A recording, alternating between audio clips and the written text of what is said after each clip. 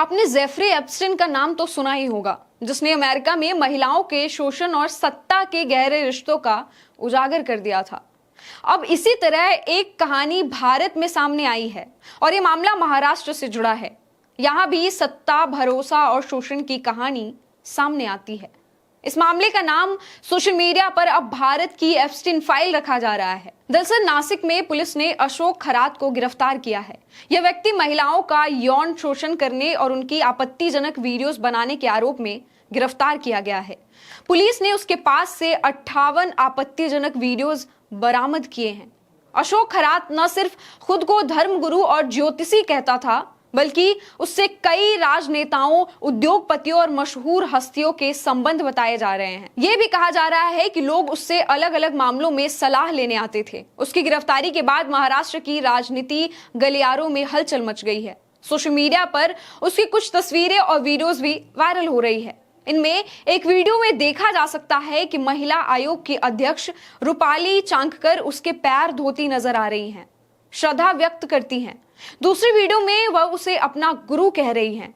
इतना ही नहीं, एक फोटो में गृह मंत्री अमित शाह भी उसके साथ नजर आ रहे हैं। अब सोचिए, ये सिर्फ एक व्यक्ति का अपराध है या फिर इसके पीछे एक बड़ा नेटवर्क है।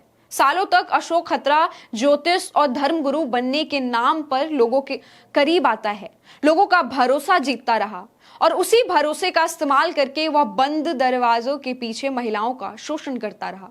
सबसे बड़ा सवाल यह है, अगर ये सब सालों से हो रहा था तो किसी को क्यों नहीं पता चला? क्या पता थी चीजें लेकिन चुप्पी थी? क्या इसे दबाने की कोशिश की जा रही थी? यही इस मामले को और गंभीर बनाता है। अब इसी मामले पर नया खुलासा सामने आया है। शिवसेना के सांसद संजय राउत ने आरोप लगाया है कि कई मंत्री भी इस मामले में शामिल थे। उनके अनुसार राज्य सरकार के 9 मंत्री खरात बाबा के भक्त हैं, और बस भक्त ही नहीं बल्कि वह भयानक रीतियां भी करते थे। अब सवाल है कि आखिर किन रिचुअल्स की बात कर रहे हैं संजय राउत? यही नहीं, संजय राउत ने यहां तक कहा है कि जब दीपक वसंत केसकर शिक्षा मंत्री थे तो उनके समय पर जो भी प्रमोशंस हुए वह खरात साहब के रिकमेंडेशंस पर हुए थे। यह बताता है कि केवल एक आदमी के कारण नहीं बल्कि कुछ मामलों में यह सत्ता और भ्रष्ट नेटवर्क भी इसमें शामिल था। अब सबसे बड़ा सवाल यह है, जब नेता और मंत्री ऐसे लोगों के साथ दिखते हैं जो महिलाओं का शोषण कर रहा हो, तो उनके खिलाफ आवाज कौन उठाएगा? क्या सच में पूरे मामले में सिर्फ एक आदमी दोषी था या इसके पीछे और भी लोग हैं? यह मामला सिर्फ अपराध का नहीं है बल्कि सत्ता, राजनीति और विश्वास के गलत इस्तेमाल का भी है। इस तरह के मामलों में न सिर्फ अपराधी जिम्मेदार माने जाते हैं बल्कि उनके समर्थक और नेटवर्क भी दोषी माने जाते हैं। जो लोग सत्ता में हैं उन्हें जवाबदेह ठहराया जाना चाहिए और यह भी जरूरी है कि ऐसी घटनाओं को दबाया ना जाए। सोशल मीडिया पर यह मामला तेजी से फैल रहा है।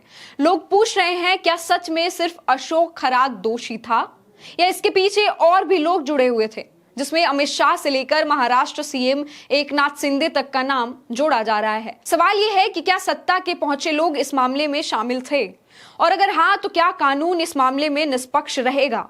इन सवालों के जवाब अभी बाकी है, लेकिन इतना साफ है कि महाराष्ट्र में यह मामला अब राजनीति और अपराध के बीच गहरे संबंधों की कहानी बन चुका है। जब सत्ता और अपराध इतने करीब हो तब जनता के लिए न्याय कैसे मिलेगा? और क्या हमारी सरकार इस तरह के मामलों में जवाबदेह होगी? आप क्या सोचते हैं? अपनी राय कमेंट बॉक्स में जरूर लिखें।